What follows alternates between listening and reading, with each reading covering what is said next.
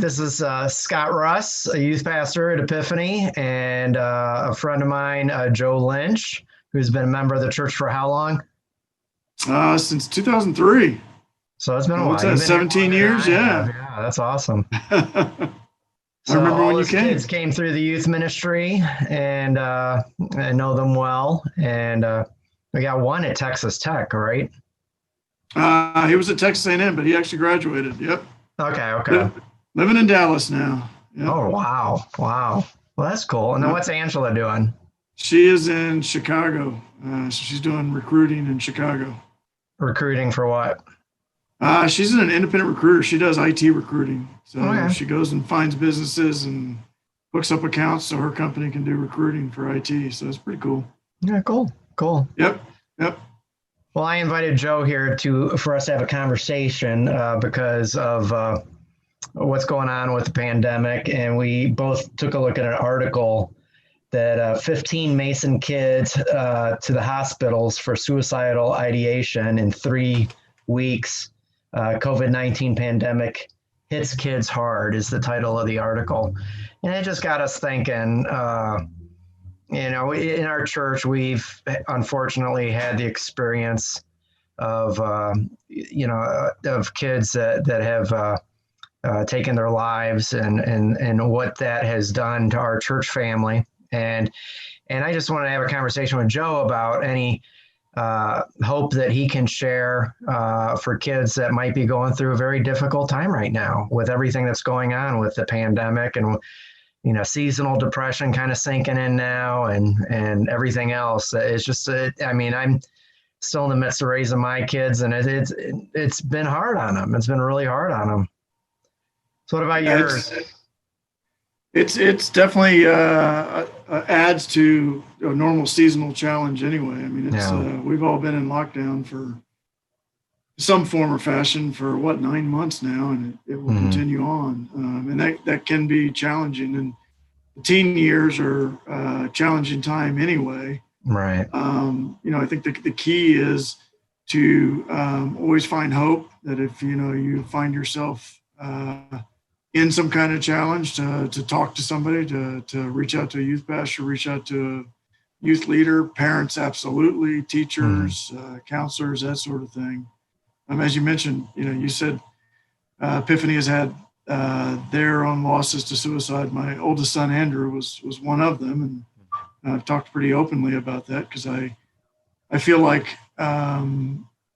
through that, if a positive thing that can come is if we can educate and avoid that happening in the future, that's a good thing. So right. We have done, it's been a while, but we used to be on a pretty good cadence of doing the suicide prevention training there at the church, and even specifically with the youth group. We would have done it like April, May, but we hit the pandemic. Yeah. So, not having that, I think this conversation is an important one. And, to your point, I don't think, just because the Mason article's out there that everybody is finding themselves there. But if someone is, we want them to know there's help. And even just as importantly, the tendency among, like 15 to 25-year-olds is to talk to their peer group more than anything. So one of the things we found in doing the training through the years, we've had several youth who went through the training who came back and said they found themselves dealing with a friend who was in that situation, and through the training knew either what to do or what resources to go to. So I think the key is in this time is to understand who your resources are that you go to if you find someone reaching out to you, and definitely take anyone that talks about it, take it serious. It's horrible to say. Well, first of all, I want to set it up with, as a someone who's a teenager, you're really only responsible for yourself. You cannot take on the burdens of everyone. But if you find yourself in that situation, you want help, it's always good to think about who is my trusted network that I would reach out to. And I go back to the list I said before, parents, absolutely. Youth pastor, sorry, Scott, I'm putting you on the spot. The youth leaders, trusted adults. I have had, probably somewhere close to a dozen Epiphany high school and college age students who've reached out to me when they found themselves. Three of them, calls I got 2 a.m. So you need to know that if you find yourself in that situation, people don't mind you reaching out. As a matter of fact, they're very pleased that you do. Right. Oh, I can't agree more. I mean, we live right now just for the moment in this, being isolated and social isolation and all that. And it's just, I know it's, for people that might be introverts, this might be like an answer to prayer. But I know for extroverts, this is tough. And so, when you're, just raising teenagers myself, I know when it seems like there's issues or problems going on, they tend to isolate. All of a sudden they get quiet with mom and dad, or get quiet, or drift away from youth group or people that want to help them. And I just want to encourage teenagers and college students, please, if you find yourself in that situation, talk to somebody, find help, find someone that you can be open and honest with, and share what's going, your thoughts, your feelings, how you're dealing with this. Talk to your parents. Let your parents know they're not going to be disappointed in you. They'll want you to come and talk to them if you're going through something difficult, especially, as Joe said, like the normal teenage stuff. And then on top of that, put a layer of pandemic on top of all that. It just, I feel like the problems that typical teenagers deal with is being magnified tremendously with all the other stuff that's going on. And so it's tough, but there are people. I mean, one thing I think you can agree with, we're all going through this together. So it's not like, the adults have it all figured out. I mean, it's been difficult for adults too, but at least we've got each other and we can talk to each other.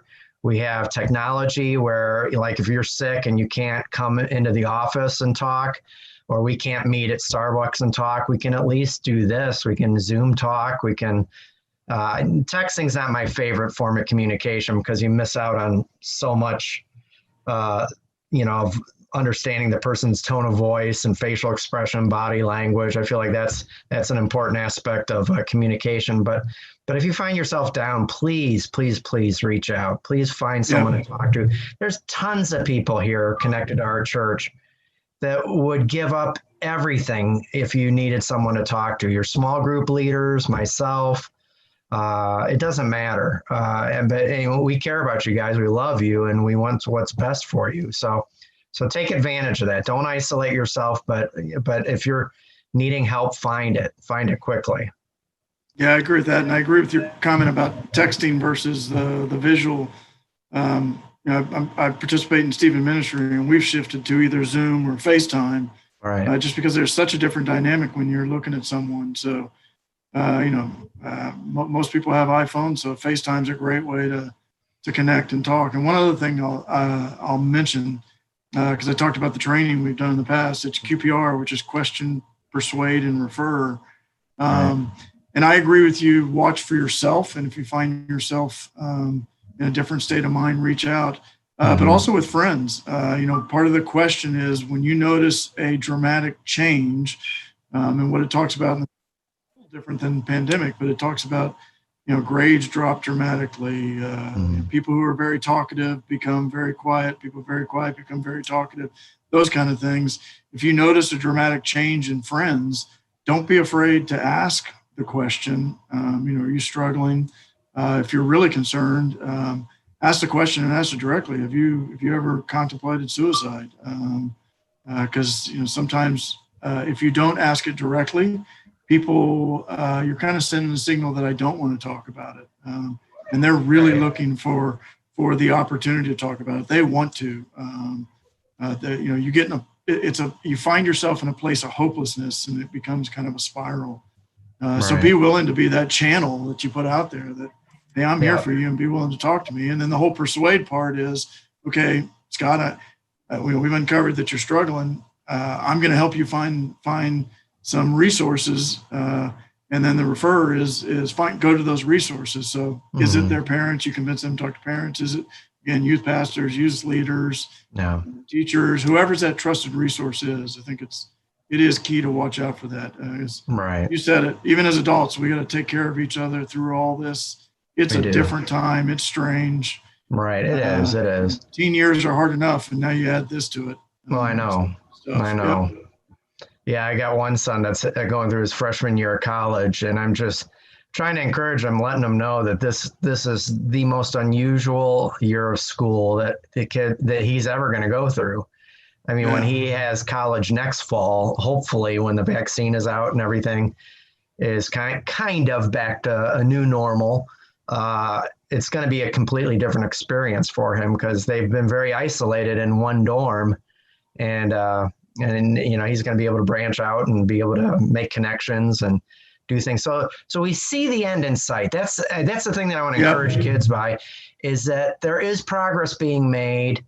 Don't feel hopeless like this is the way it's always going to be. Know that, we got to make it through Christmas, the New Year's, and probably a couple other months here and there. But there is an end in sight. We do see the light at the end of the tunnel that hopefully where people start be getting vaccinated. And that's a good thing. That's a good thing. So keep up the hope, and also don't be afraid. And this is what I want to say, just from my personal experience, don't be afraid to talk to a doctor if it's more than just like if you see yourself being depressed or having thoughts of suicide or anxiety over a 2-week period of time, please talk to a doctor.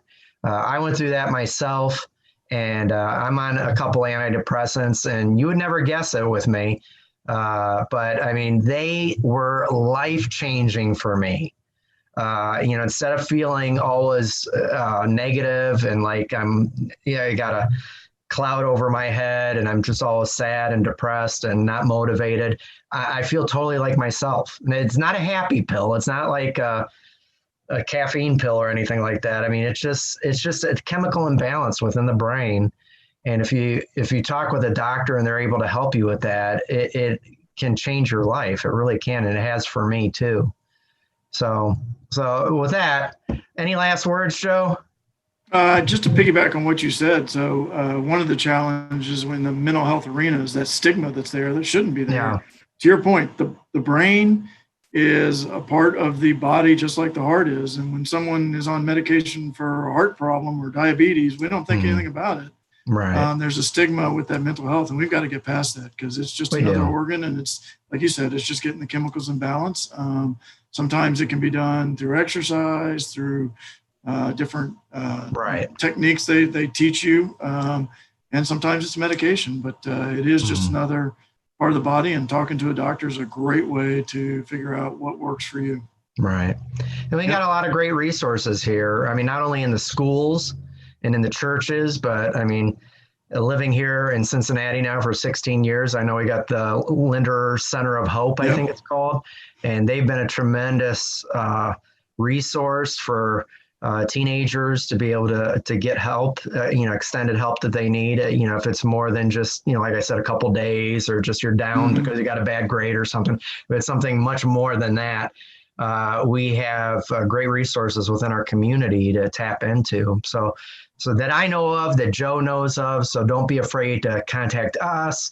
If a conversation with one of us isn't enough and you believe that you need more, see your family doctor, check out the Linder Center of Hope. But there's a lot of opportunities to receive help if you're going through difficult times and just having depression, anxiety, or suicidal thoughts. Yep. Yeah, you're right. Linder's a great one, but there's there's a lot of resources. We are fortunate in the greater Cincinnati area with the resources we have. Children's is phenomenal. The director that runs it down there is great. Mental Health America, they're wonderful. So there's a ton of resources out there. So if people need help, certainly we can rally the troops and try to figure out what's the best fit and help individuals out. Right. Yep. So your community is important to you, that you're surrounded by people that can lift you up when you're feeling down. And that would include your family, your church family, your school, your doctor, and all these other resources and organizations that we have throughout Cincinnati. So don't be afraid to ask for help. It's okay. It's okay. There's a lot of us that have had to do it in our lifetime. And Joe's right. We got to get past the stigma of, like mental illness or depression, anxiety. I mean, those are real things that people struggle with. And there's nothing to be ashamed or embarrassed about that. But when you seek help, you can get help and hopefully get that taken care of pretty quickly. You're absolutely right, sir. Yeah. Well, thank you very much for giving up some time in the office. And absolutely. Sorry about the tie, but as you can tell, I'm going into the office. Oh, okay. No problem. No problem. Yeah, I thought that was your office you're sitting at. Are you at home right now? No, I'm downtown. Downtown. So we've got very limited staff here. So on my floor, I'm 1 of 10, and normally we have about 130. So it's really sparse. But some of us are down here. Yep. Okay. Well, be safe. And thanks for having the conversation with me. I'm hoping to do like a series like this where we talk with some nurses at Bethesda, and which would be my daughters. Excellent. So just get some perspective from healthcare professionals of what teenagers and families might be going through right now, and what's actually, we hear a lot about the news and it's been politicized, but what's really going on, what's happening, and what's going on in the lives of teenagers, where we can help and we can bear some of the burden with them and let them know. If you want some other people to, sorry, go ahead. I just said it's not hopeless, that we're in this together and we're going to survive. Yeah. And if you need if you want some others to include in this series, I certainly have some individuals I could think of right off the bat. Email me that for sure. Yeah, because Melanie Palmer actually did. I think beyond that, like who else could we get? Because I was thinking like Scott Bullock could be another one. Yeah. Melanie Palmer, who's done QPR at our church. Who's that? Melanie Palmer. She's done QPR at our church a couple of times. She actually did a training session with the Mason School District. So she put together a whole curriculum for them. So she could certainly speak to it. And she does the QPR training on a regular cadence a couple of times a month. So she's very knowledgeable. Okay, good. All right. Well, send me a list of names and I'll see what I can do for the next couple of weeks here, especially as we get a little bit closer to Christmas. I think it's even after Christmas, usually you get the kind of post holiday blues. Yeah. So I want to try and get this, carry some of these videos through December and January. Excellent. Yep. All right. Well, thank you, sir. It was good to see you. I miss my church family and seeing you guys on a regular basis, but we'll be there. We'll be there eventually. Yep. I can't wait till we're back in person and no mask and we can hug each other again. I know. Tell me about it.